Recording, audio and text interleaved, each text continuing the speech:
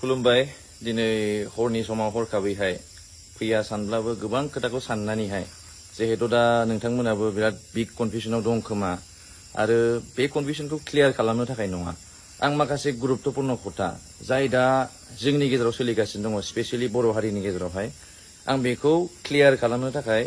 दिनैहाय बिराद गोबावनि उनाव आं साननानै फैबाय जे दिनै नोंथांमोननि सिगाङावहाय आं माखासे खोथाखौ सावना होनो थाखाय थांनाय मोनाबिलि हरावहाय जिहेतु नोंथांमोना ससियेल मिडियानि गेजेरजों नुगासिनो दङ माखासे दावराव दावसि जानाय दा बेनि फारसेबो आं एसे बुंगोन आरो बेजों लोगोसे गोबां खोथा दंबावो जाय खोथाया दिनै आंनि गोसो सिङाव दङ आरो साफ्रोमबो बर' सेंग्राफोरनि गोसो सिङाव दङ जायखौ जोङो दिनै बुंनो सानो नाथाय बुंनायनि सिगां फंफा फंनै बुंबानो सोरबा मानसिफोराहाय बा आं सोरबा पलिटिकेल हान्जानि बाथ्रा बुङा नाथाय जोंनिनो आंगो बर'नि फिसाफोरानो ओरैबायदि हेंथा होयो जे बेखौहाय माबा मोनसे खालामनानै दबथायनानै दोननो हागोन नामा बिदि बिसोर डिसिसन लायो जेरैहाय बुंनो थाङोबा दा जोंनि बर' हारिनि गेजेराव मोनसे मेइन प्रब्लेम सोमजिनानै दङ बेनो जाहैबाय एक्स एनडिएफबि फोरनि जाय दासिमबो जेलाव दङ लाइफ टाइम इमप्रिजनमेन्टनि थाखाय दङ आरो बेजों लोगोसे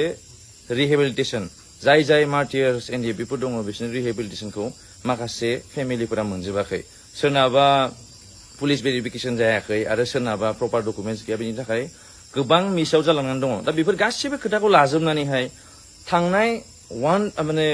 मास मोनसे आरो मोननैनि गेजेरनिफ्रायनो जोङो लोगो नांलायनानैहाय एसे सावरायनानै जोङो मोनसे बुस्थु खालामनो नागिरदोंमोन जे जोंनि बिटिसि आवहाय आसाम एसेम्ब्लिया जिहेतु दाख्लै जोङो बिश्वजित दैमारि सारनिफ्राय मोनथिदोंमोन जे आसाम एसेम्ब्लियाव जोंनि बिटिसि आवहाय जाफैगोन विन्टारनिया दा बे समावहाय जोङो सानदों जे दिनैहाय एक्स एनडिएफबि आदामोननि गोबां खोथा दङ दिनैहाय जोङो जेलाव थांनानैहाय जोंनि क'क्राझार जेलावबो दङ जोंनि सेन्ट्रेल जेलावबो दङ गोबां एक्स एनडिएफबि आदामोननि दुखु सुखुखौ खोनासंनानैहाय जों दिनै मोनथिगौ जों दुखु सुखुखौ सुफुंनो हाया नाथाय जोङो एसेबाबो जिहेतु आदामोना जोंनि थाखाय खामानि मावदोंमोन जों बिसोरनि थाखाय एसेबाबो कन्ट्रिबिउसन होनो साननानैहाय नैबे फैगौ आसाम एसेम्ब्लिनि जे बिटिसि आवहाय एसेम्ब्लि सेसन जागोन जों बेयावहाय साफ्रोमबो एक्स एनडिएफबिनि जाय रिहेबिलिटेसन मोनाखै आरो जाय जेलाव दङ बिसोरनि फेमिलिफोरखौ लाफानानै जोङो साननै आरो सानथामनि हाबाफारि लानानैहाय माने जोङो पिसफुल भाबैनो प्ले कार्ड लानानैहाय जोङो हेमन्त बिश्व शर्मानि सिगाङाव मोनसे खोथा अनुरद खालामनो नागिरदों जे जोंनि एनडिएफबि आदाफोरखौ हगारनांगौ होननानैहाय दा बे खोथाखौ आं गोबां समनिफ्रायनो गुबुन मानसिफोरजों सावरायबाय थादोंमोन दा बिनि थाखाय आं सानो जे मैया जानानै थांनाय जाथायाहाय जे सिगां समनिफ्रायनो जोंबो नायबाय थायो जे जोंखौ सिनाय मोनै सुबुंफोराहाय फल' खालामनानैहाय गारिजों दानहां खालामो एखम्बा सिगाङाव लाखिथियो नाथाय जों बेफोरखौ जेबो सानाखै जे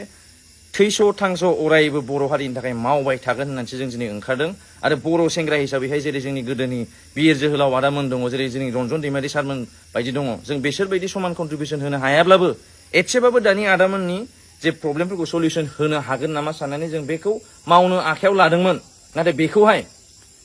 सोरबा सुबुंफोरा जाय नायनो हाया जायहा सयज' हाया आरो जायहा बर' हारिनि थाखाय मावनो गोसो गैया जायहा पलिटिकेल पार्टिसफोरजोंल' थाफायै सोरबा रुलिं गभर्नमेन्टजों थाफायैहाय बिसोरो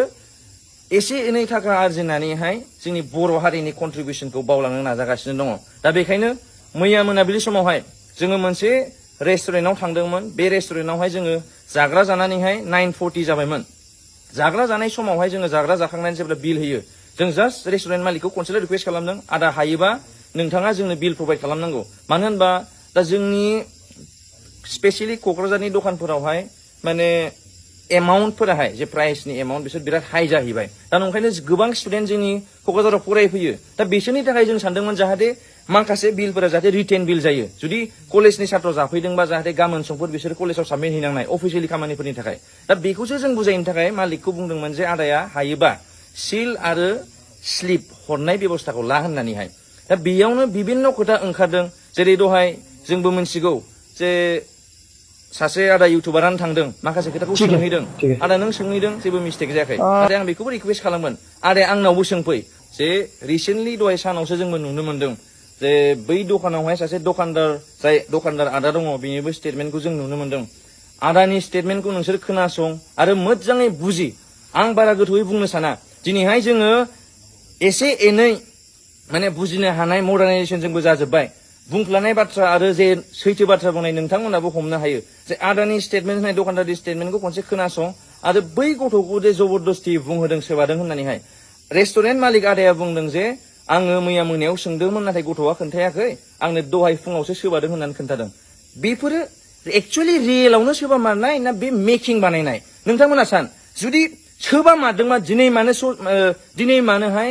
सीसी केमेरा फुटेजखौ मानो होनो हायाखै दिनै सोबा मारदोंमोनबा होनांगौमोन सीसी केमेरा फुटेजखौहाय आरो जोंनि गन्डगल जालांनाय जाथायखौबो नुजोबगोन नोंथांमोना होनो हागोन सीसी केमेरा फुटेजखौहाय साथाजों एसेबाबो एटेक खालामनाय मबाइल बुख्रुबनाय बेखौ नोंथांमोना साफा नुनो हाजोबगोन सीसी केमेरा फुटेजावहाय नंखायनो आं खावलायो नोंथांमोनहाबो सोरनिबा बा सोरनि मिसलिड खालामनायावहाय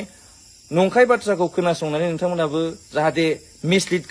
दा खालामजाथों मानो होनबा बै सुबुंखौबो आं बुंनो थांगोन दिनै नोंथाङाहाय जे जायगायाव थांनाङा बे जायगायाव थाङै थाङै भिडिअ खालामहैयो नाथाय नोंथांमोन बायदियाहाय एथ'ग्राब गोख्रों सासे दैदेनगिरि जानानैहाय बा गोख्रों सासे इयुथ दैदेनगिरि जानानैहाय दिनै जोंनि लकेलावनो जोंनि क'क्राझार जेलाव NDFB आदामोन दङ बिथांमोनखौ मानो खबर लाहैफेराखै बिथांमोननि जे सुखु दुखु मानो फंसेबो खबर लाहैफेराखै आरो बै दुखिया गामिफोरावहाय आं बेखौनो बुंगोन आदा नोंखौबो आं खावलायगोन सुजित नार्जारिनि गामिनि जानानै आं खावलायगोन आदायाबो सुजित नार्जारिनि गामियाव खनसे फै आरो बेखौबो भिडिअ खालामबाय जे दिनै जोंनि मुंख्लं बड'लेण्ड मुभमेन्टनि गिबि मुंख्लंनि गामिया मानो दिनैसिमाव मानो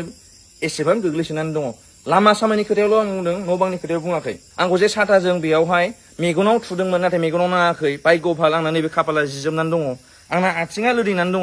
आंखौ बिसोरो सुथारनो होननानैहाय होसो आंखौ होसोदोंमोन नाथाय बिसोरो मोदोम गोनां हिसाबैहाय आंखौ होसोनो हायासै आं बे आदामोनखौ होआ बा आं दायखौहाय सोरबा गुबुन मानसिखौ होआ आं दायखौ होगोन बै दायनिगिरिखौ जाय मानसिया न' सिङाव थानानैहाय जाय मानसिया बेफोरनि सोमोन्दै जेबो साननायबो गैयामोन बेफोरनि खामानि मावनो थाखाय जेबो डिसिजनबो लाफेराखैमोन बिसोर खामानिखौ मेवथु थां बै उमुगमोनखौहाय जाय बर' हारिनि थाखाय खोथा बुङो एसे एनैबाबो जाय NDFBनि थाखाय खोथा बुङो आरो एबारनि BDCआव जानो गोनां आसाम एसेम्ब्लियावहाय जाय धरना होनो नागिरदों बिथांमोनखौ सिगि सह खालामनानै गादबनानै दोनहै बे वेयाव लांनानैहाय मैयाहाय जेब्ला जोङो बिल होखांजोबो बे समावहाय साब्रै साबा आदामोन दंमोन गासिबो थांजोबदों नाथाय सानै आदाया फैनानै मा भुल बुजिनानैहाय जोंजों ओरैबायदि माने बुंनाङै बाथ्राफोरखौ बुंबाय नोंथांमोना जुदि माखासे खोथाखौ मोनथिजोबथारनो लुगैदोंबा जे बिसोर बुंनाय आं एथ'ग्राब गोथौयै बुंनो साना आरो मानि थाखाय बुंनो साना होनबा जोंनि बर' हारिनि गेजेरावहाय जों जास्ट ससियेल मिडियायावल' बुंलायनानै बिराद गुलाय गुजाय जाबाय जोंनि माखासे सिनियर मानसिफोरा बुङो नोंसोर हायोबा प्रेक्टिकेलि मावनो नाजा ओंखायनो दिनैहाय आं हरखाब मोनाबिलि समाव फैनायनि रिजोना बेनो जाहैदों जे मोनसे रेस्टुरेन्टआवहाय CCTV केमेरा फुटेज थानांगौ आरो निश्चय जुदि जोंनि साइडनिफ्राय जुदि माबा गाज्रि खामानि मावनाय जादोंबा बे CCTV केमेरा फुटेजाव मोनगोन नोंथांमोना बेखौ बिहैनो हागोन आरो बेजों लोगोसे मोनसे खोथाबाव जों दिनै गोजोननाय मोनदों सिनियर आदामोना जों उल्था फाल्था खामानि मावफ्लांदोंमोनब्लाबो गावसोर गनायनानै लादों नाथाय जोंबो बिसोरनि गनायनायखौ जोंबो गनायफादों मानो होनबा सिनियर जायो बिसोर जोंनि गाबोन सोरबा आंनि आदायाबो खालामफ्लांनो हागौ सोरबा आंनि गाबोन आदैयाबो खालामफ्लांनो हागौ दा ओंखायनो बर'जों बर' नांलाय खमलाय खालामा होननानै जों बुजिलायदों आरो नोंथांमोना मोनसे खोथाखौ सान दिनैहाय आंनि मबाइलखौ बुख्रुबदोंमोन बिथांमोना मबाइलखौबो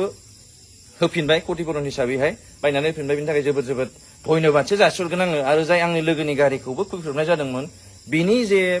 माने खरसा होगोन बेखौबो बिथांमोना हरबाय दा नंखायनो आं सानदों जे आदामोनाहाय बेखौ गावसोर गोसो जानानै खालामाखै सोरनिबा थुन सावनायावहाय सोरनिबा थिननायावहायसो बिसोरो बे खामानिखौ मावफ्लांदों दा नंखायनो रायजो राजा नोंथांमोन आं खावलायनो सानो दिनैहाय बेफोरबायदि जे जालांनाय जाथाय बेफोरखौ नुनानैहाय जोंनि फैगौ इयुननि जाय जोंनि जुनियर्सफोर दङ जाय जोंनि फंबाय बिनानावफोर दङ बिसोरखौ गिखांनायखौ आं नुहरदों नाथाय आं बुंगोन फै फंबायमोन जारौमोन आरो आदामोन दिनैहाय जों गावनि बेक्तिगत सार्थनि थाखाय जों जेबो खामानि मावाखै सेंग्रा बैसोआवहाय जे जोंनि बिमा बिफाया कन्ट्रिबिउसन होबोदों बर' बिमानि थाखाय कन्ट्रिबिउसन होबोदों बेबायदिनो जोंबो कलेज लाइफ फरायनाय समावहाय सात्र जीवन समावहाय जोंबो एसे कन्ट्रिबिउसन होलांनो जाहाथे जोंनि बर' समाजाहाय आरो जोंनि बर' हारिया जाहाथे जौगालाङो जोंनि बड'फानि सिमां जे सानसे समाव बड'लेण्ड सोमजिनाय बे जाहाथे सानसेबाबो मोगथां जायो बेनि थाखाय जोङो ज' जालायनानै मावनांगोन आरो बेजों लोगोसे आङो मोननैसो खोथा खावलायनो सानदों दिनैहाय बेयो जाय थिननायाव मावदों बेखौ आं जेबो बुंनो थांला नाथाय आङो जोंनि बर' समाजनि दा कारेन्टलि मोनथाम मोनब्रै मेजर प्रब्लेमसफोर जानानै दं आं बेखौ नोंथांमोननि सिगाङाव बेखौ फोसावहरनो सानदों जे मेन प्रब्लेमानो जाहैबाय दिनैनि दिनावहाय मानो जोंनि चिफ मिनिस्टारखौ जोंनिफ्राय फंसेबो बाथ्रा बुंहरनो हाया दाख्लैहाय जिहेतु डिलिमिनेसननि ड्राफ्टमोन बेयाव मोनसे मोजां खामानि जादों जे जोंनि क'क्राझार लकसभा सिटखौ ST रिजार्भ हिसाबैनो दोनदों नाथाय व्हाट एबाउट जे जोंनाव उदालगुरियाव खावसे दंमोन उदालगुरिखौ बोखारनानै लांबाय बेखौ नोंथांमोना गोसोआव एसेबो नाङाखै नामा जिहेतु जोंनि बिटिसियावहाय मोननै लकसभा सिट खालामनो थाखायसो सेस्था खालामगासिनो दंमोन नाथाय जोंनि आसाम गभर्नमेन्टजों लोगो नांनानै सेन्ट्रेल गभर्नमेन्टआ मा खालामखो मोनसेल' लकसभा सिट होलांनानै माखासेखौ बोखावनानै लांबाय आरो बेजों लोगोसे आं फंसे बाथ्रा बुङो जोंनि बड'लेण्ड आन्दलननि फार्स्ट मार्टियारनि गामिनि हिसाबै दिनैहाय आं लैहोर लैहोर गयारि बाथिपारा गामिनि मुंख्लं सुजित नार्जारि आदानि न' खाथिनि आङो सासे गामिनिनो गामियारि बिथांनि गामियावनो आं जन्म जादों आरो आं दिनैहाय बे गामिनिफ्रायनो फरायनानै दिनैहाय उन्दैनिफ्राय देरनानै माने गिदिर जाबोबाय आं नुबोबाय थादों दिनैहाय बिराद गोबाव सम जाबाय सुजित नार्जारि आदाया मुंख्लं जालांनायाहाय नाथाय दिनैसिमावबो सुजित नार्जारि आदानि थाखाय जोंनि गामियाव बा बिडिसिनि माहायबा मोनसे खनायावहाय आङो नुनो मोनाखै मोनसे पारफेक्टलि बानायनाय टम मोनसे बा मुर्ति बानायनाय मोनसे टम जों नुफेराखै प्रटेक्ट बा जेब्ला जोंनि माने सुजित नार्जारि आदानि बार्थडे जायोबाबो डेट एनिभार्सारि जायोबाबो जों फट'खौसो खुलुमनाय जायो दा आं बेखौनो बुंनो सानदों जुदि सुजित नार्जारिनि नामाव जुदि गभ कलेजाव जुदि मोनसे बयस हस्टेल थानो हायोबा CITआव लाइब्रेरि थानो हायोबा मुसुलपुराव जुदि सुजित नार्जारि रड थानो हायोब्ला जोंनि बाथिपारा गामियावहाय जोंनि प्रमद बर' साराहाय जाय जोंनि मानगोनां बिटिआरनि चिफ प्रमद बर' सार बिथाङा सुजित नार्जारिनि बार्थडेआवहाय थांबाय थायो आरो बेजों लोगोसे माखासे लिडारफोराबो थाङो दा बेयाव बिथांमोना नुबोयो सुजित नार्जारि रड होननाय मोनसे दङ सुजित नार्जारि थंजों ओंखारनानैहाय साहानि लामाजों ओंखारबोयो बे सुजित नार्जारि रडआवहाय दिनै माइ गायजानायनि अबस्था जानानै दङ बे गामिनि रायजो राजाफोर आरो जाय छात्र जाय फरायफुनाय छात्र बिथांमोनहा दिनै दैलां बोथोरावहाय थाबायबोनो थाखाय बिराद खस्थ' जानानै दङ आं बेखौ मानि थाखाय बुंदों होनबा दिनै सुजित नार्जारि आदाखौ मुंख्लं सुजित नार्जारि आदाखौ नायनानैहाय दिनै बिटिसियावहाय 40टा समस्तिनि 40टा अडिट'रियाम कमिउनिटि हल होनो बाथ्रा बुंदों दा आं बेखायनो बुंदों जे जोंनि दा सरकार कारेन्ट सरकारफोराहाय जाहाथे बेफोर बुस्थुखौबो एसे नाहरो आं बेखौनो खावलायगोन आरो बेजों लोगोसे स्टुडेन्टफोरनि प्रब्लेमावहाय आं बार बार बुंबाय थागोन दाखालि आं इउनिभार्सिटिनियावबो बुंनाय जादों नलेज फेस्टिभेलनियावबो जे जोंनि नलेज फेस्टिभेलावहाय खौथि थाखा बाहायनानै नलेज फेस्टिभेलखौ खुंदोंमोन नाथाय दिनैसिमावबो आं बै समाव बुंदोंमोन जे मानो मोनसे 10-20 लाखनि प्रपार स्ट्रिट लाइट बानायनानै होनो हाया दिनैहाय दासिमावबो जों नुनो मोनगोन नोंथांमोना 6:30 जाबानो फै इउनिभार्सिटि गेटआवहाय दिनै न' स्ट्रिट लाइट ओरैबायदि खोमसि जायो खोमसि जानाय लोगो लोगोनो बेयावहाय गोबां जाथाय जालांगासिनो दङ बेखौ जोंनि जाय समाज फोसाबगिरि बिथांमोना नायदोंना नायाखै स्पेसियेलि हिन्जावफोरनि हस्टेलफोरावहाय खोमसि लाइटनि थाखाय स्ट्रिट लाइट गैयिनि थाखाय जिहेतु आनलफुल एक्टिभिटिस जाय एसे मेन्टेलि स्टेबल नङै जाय सेंग्राफोर बिसोरो गार्लस हस्टेल खाथियाव थांनानै गार्लस पिजि खाथियाव थाङैहाय मावनाङै खामानिखौ मावहैयो बेफोरखौ आं दिनै ससियेल मिडियाआव बुंनांगौ दरखार गैयामोन नाथाय आं मानि थाखाय बुंदों दिनैहाय जोंनि बर' सेंग्रा सिख्ला आरो जोंनि बर' जाय मावनो थाखाय ओंखारनाय आदामोना जुदि बेफोरनि बारै एसेबो सानलाबा जोंनि बर' हारिया माहाय थांगासिनो दं नोंथांमोना खनसे सानहर दिनैहाय फंसे बाथ्रा बुंबानो जुदि गादब जानांगौबा फंसे बाथ्रा बुंबानो जुदि दम होजानांगौबा गाबोन समफोर 20 बोसोर उनावहाय जोंनि बर' हारिया मा जालांनो थांगासिनो दङ दिनै क'क्राझार टाउन बायदियावहाय नोंगौ मेजरिटिया बर' आं गुबुन हारिजों क्लेश खालामनायनो गोसो गैया नाथाय जों मा नुनो मोनो बै गामि सिंनि बा गामि खाथिनि जाय रायजो राजाया फैनानैहाय जुदि माबा मोनसे पेन्ट लंपेन्ट गस्ला बायफैयोबाबो दिनैहाय सोरबा दखानदार गुबुन हारिनि दखानदारजोंहाय लासिंसिं खालाम हरजायो जे नोंसोरो बेखौ लानोबा लायाबा थां बेफोरो मानि थाखाय जानांगासिनो दङ बे बिडिसिया जोंनिसो बे बिटिआरआ जोंनिसो बर' हारिनि थाखाय दिनैहाय रन्जन दैमारि सारमोन बायदि आरो गोबां बिएलटि आदामोन आरो एनडिएफबिनि आदामोन आरो सिगांनिफ्रायनो जाय जांख्रिखांबोबाय थानाय आदामोन बिथांमोननि सेक्रिफाइसआ दिनै माहाय थांगासिनो दङ आलादा रायजो सोमजिनायनि थाखाय जाहाथे बड'लेण्डआ मोनसे गोग्गो रायजो बर' हारिया जौगानो हानाय रायजो जाथों होननानै गोदोनिफ्रायनो सोमावसारबोगासिनो दङ दिनै मोनथाम सुक्ति जालांबाय नाथाय बिनि उनावबो जोंनि बर' हारिया मानो गादब जागासिनो दङ दिनै बे खोथाखौ बुङोबा लासिं सिंसो गुवाहाटियाव जाय फरायनाय छात्रफोर दङ दिनैसिमबो बर' छात्र होननानै बिथांमोना गादब जायो नाथाय दिनै बुंनो साहस हाया दिनै बुंनो लाजियो आं मिथिगौ गोबां छात्रफोर दङ आंनि आबौ आदामोन जाय गुवाहाटियाव फरायनाय बिसोरबो बिराद हेरेसमेन्ट मोनो नाथाय गोदोहाय जेरै जोंनि आबौ आयंमोना बुंदोंमोन गुवाहाटियाव फरायोबा जोङो माने अनला ओंख्रि जोंनो होयोमोनबा केक लांनानै होयोमोनबा बेयावहाय बिजि सोनानै हरफायोमोन बेयावहाय बथल देख्रेबनानै हरफायोमोन जों जानोनो हायामोन माखासे जोंनि गोबां प्रफेसर दङ सारमोनहाबो जोंनो खोन्थानानै होयोमोन जे जोङो हस्टेल थानाय समाव जोंखौ बिदि नासयोमोन गादबोमोन नाथाय बे नासयनाय गादबनायाहाय दिनै जोंनि बर' हारिनि गेजेरावसो सोमजिलायगासिनो दङ जोङो बर' बिदा फंबाय गावजों गावसो दिनै बे खामानिखौ मावलायगासिनो दङ गोदो जेरै आलादा गुबुन हारिजों जायोमोन दिनै गावनि बिदा फंबायजों जायो ओंखायनो आं खावलायगोन आदामोन नोंसोरखौबो नोंथांमोनखौबो हायोबा नोंथांमोनहाबो बर' हारिनि थाखाय एसेबाबो सेक्रिफाइस खालामफ्रा जेरै जोंनि आदामोना खालामगासिनो दङ रन्जन दैमारि सारमोन NDFB BLT आदामोना खालामदों बेबायदिनो फै जोंबो ज' ज' लोगो नांनानैहाय खनसेबाव जाहाथे जोंनि बर' हारिखौ फोसाबनायाव जों मदद होलायो आरो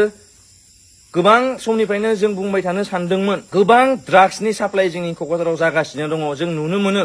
फिसा फिसा क्वान्टिटियाव जोंनि ड्राग्सखौ हमोबो नाथाय जोंनि बिटिसियावहाय मानो हाइ क्वान्टिटि ड्राग्सखौ मानो हमा नलबारि बायदि जायगायावहाय जुदि एथ'ग्राब हाइ क्वान्टिटि ड्राग्सखौ हमनो हायोबा गुबुन गुबुन दाब दाब जायगायाव बङाइगावआव जुदि हाइ क्वान्टिटि ड्राग्सखौ हमनो हायोबा जोंनि बिटिसियाव मानो हाइ क्वान्टिटि ड्राग्सखौ हमनो हाया बा मानि थाखाय हमा आं बेखौ सानगोन जे आंनि एनालाइज खालामनायावहाय जेरै गोदोहाय नर्थ इस्टखौ धंस खालामनो थाखाय जोंनि सेन्ट्रेल इण्डियानिफ्राय ड्राग्स साप्लाइ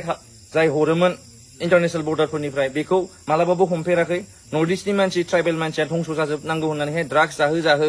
फाग्ला खालामजोबदों जोंनि जिनखौ गाज्रि खालामदों बेबायदिनो दिनै जोंनि बड'लेण्डआवबो दिनै जोंनि बर' सेंग्रा सिख्लाखौ गोदाव सोराव उल्था पाल्टा खालामनो थाखाय दिनै जोंनि बिटिसिआव ड्राग्स साप्लाइखौ मालाबाबो हमफेराखै बे सोरनि आइडिया बा बे सोरनि मोनसे थांखि आं सानो बेखौहाय जोंनि दैदेनगिरिफोरा आखाइ हमनानैहाय गावजों गाव आखाइ हमलायनानैहाय नारा नाथा जालायलायालासिनो दिनै जोंनि बर' हारिखौ जौगानायनि थाखाय खामानि मावलांनांगौ दा बेखिनिखौ बुंनानै आं फोजोबनो सानबाय जोबनायाव एट लास्ट बाट नट दा लिस्ट बाथ्राया बेनो जे जोङो दिनैहाय माबा मोनसे बाथ्रा बुंनो थाङोबा गोबां खोनासंनांगौबो जायो धमकि होजानांगौबो जायो नाथाय जों बेफोरखौ नेवसिनानै जेब्ला जोङो